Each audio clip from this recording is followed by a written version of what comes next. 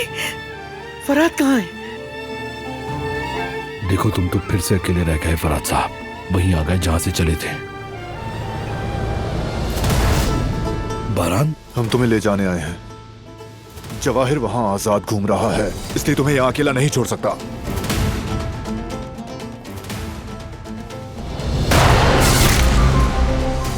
फराद, फराद होश में आओ। माफ करता। फराद भाई!